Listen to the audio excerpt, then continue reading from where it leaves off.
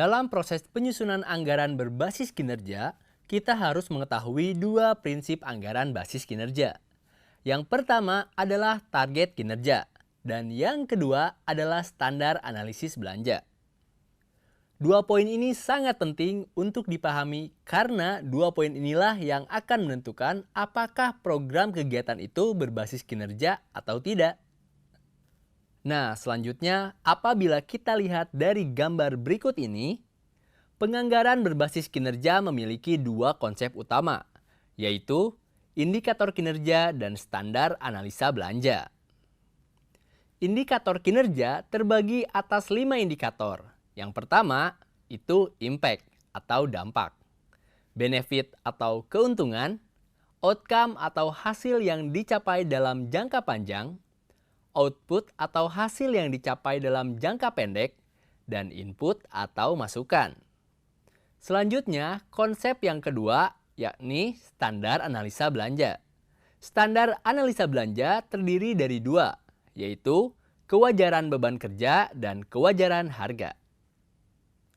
Sebenarnya, pada dokumen pernyataan penganggaran hanya ada 3 indikator yang dimunculkan, yakni input, output, dan outcome. Hal-hal penting yang harus diperhatikan dalam mengidentifikasi indikator kinerja.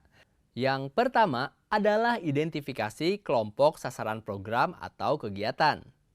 Hal ini penting dikarenakan perlu untuk mengetahui siapa yang akan menjadi kelompok sasaran dan apa yang akan dilakukan terhadap kelompok sasaran nantinya. Sebagai contoh, apabila di bidang pendidikan, kelompok sasaran yakni guru, murid, dan bahkan komite madrasah. Kemudian identifikasi lokasi kegiatan, yakni di mana kegiatan akan dilakukan sehingga dapat mengidentifikasi dengan jelas target-target yang akan dicapai.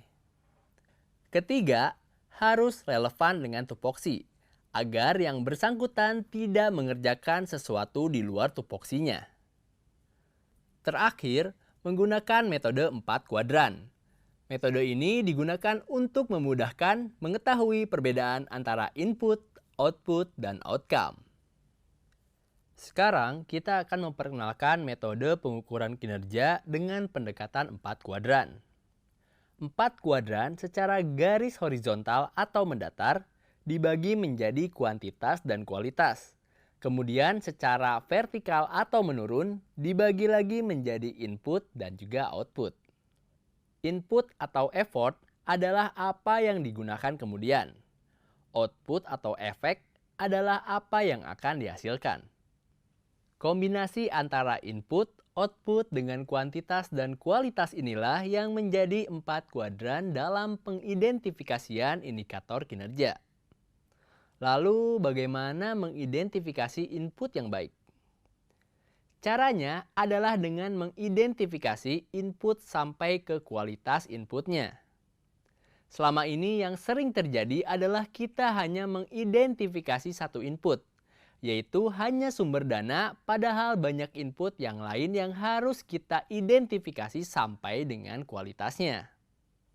Apabila hanya sampai kuadran pertama, yakni hanya kuantitas, maka hanya akan mengidentifikasi sampai berapa banyak pelayanan yang disediakan. Apabila kita mengidentifikasi sampai kuadran kedua, maka kita dapat mengidentifikasi sampai seberapa baik pelayanan tersebut disediakan. Kemudian di kolom bawahnya, yakni kolom output, juga harus diidentifikasi sampai kualitasnya. Apabila kita hanya mengidentifikasi sampai kuantitas, maka kita hanya akan mengidentifikasi sampai berapa banyak efek atau perubahan yang dihasilkan. Tetapi apabila kita mengidentifikasi sampai ke kualitas, maka kita dapat mengetahui sampai perubahan apa yang dihasilkan.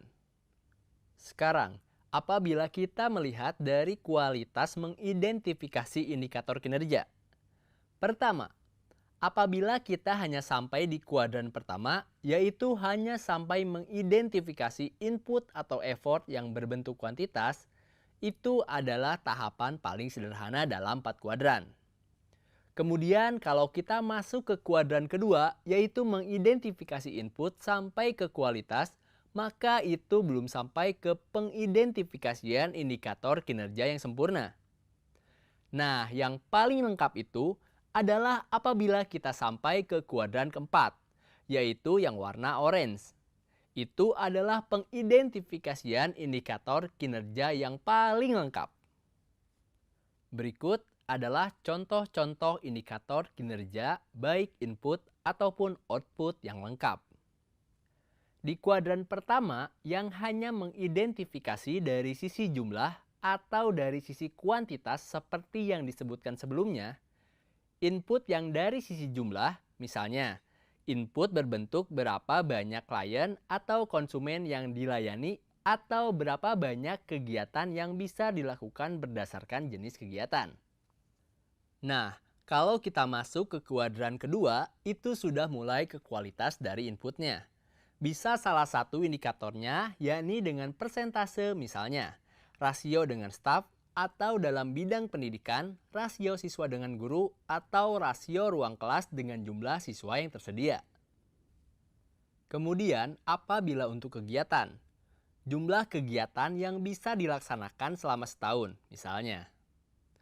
Lalu, apabila dari sisi lainnya, misalnya persentase tindakan tepat waktu, persentase klien menerima seluruh pelayanan, dan lain-lain. Kemudian, apabila dari sisi output, output kuantitas itu misalnya ketika kegiatan training, berapa banyak peserta yang dilatih.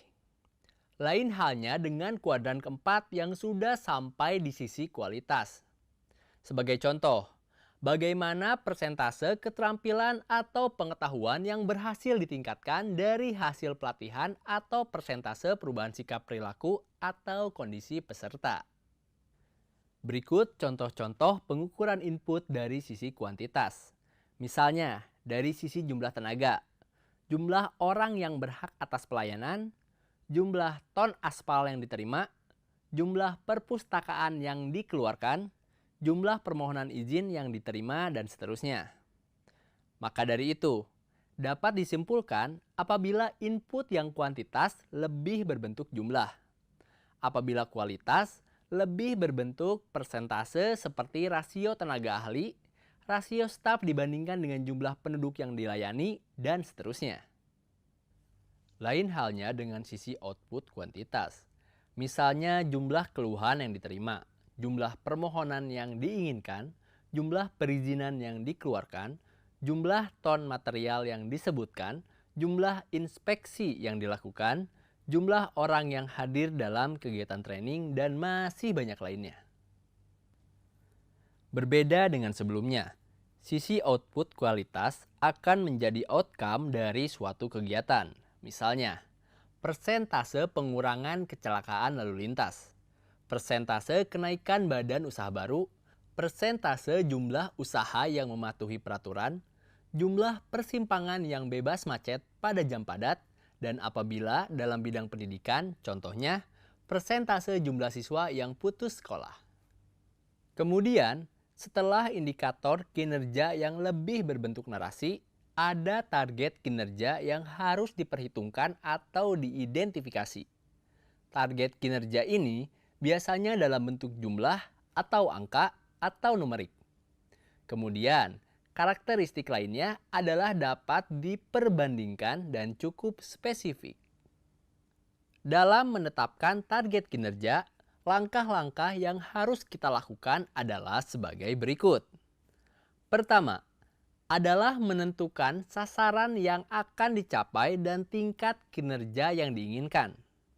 Maka dari itu, indikator dan target kinerja itu harus relevan dengan sasaran jangka menengahnya. Kedua, memperhatikan tahapan program atau kegiatan yang dilaksanakan. Karena biasanya juga beberapa program itu ada yang harus dilaksanakan terlebih dahulu baru bisa melaksanakan program kegiatan yang lain. Ketiga, mempertimbangkan kesediaan sumber daya. Hal ini turut menjadi penting karena terkadang dalam menyusun satu penganggaran, kita menganggarkan sebanyak-banyaknya tanpa memperhitungkan sumber daya yang kita miliki. Sumber daya itu tidak hanya sumber daya uang, tapi juga sumber daya manusia dan sumber daya lainnya. Terkadang kita punya sumber daya uang yang tidak terbatas, tapi kita punya keterbatasan dalam sumber daya lainnya. Misal, sumber daya manusia, kemudian sumber daya teknologi, peraturan, dan segala macam sehingga anggaran yang kita anggarkan itu tidak bisa terlaksana sepenuhnya. Terakhir, menetapkan tingkat kinerja dalam bentuk target kinerja. Seperti yang sudah disebutkan sebelumnya, target kinerja harus memenuhi 3 karakter tadi, yaitu harus berupa angka, dapat dibandingkan, dan cukup spesifik.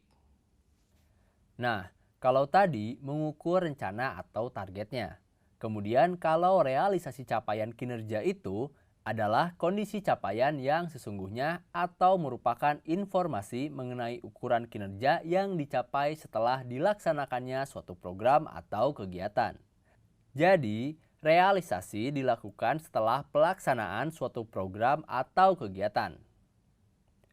Realisasi ini akan dibandingkan dengan target, sehingga dapat terlihat berapa persen yang sudah tercapai.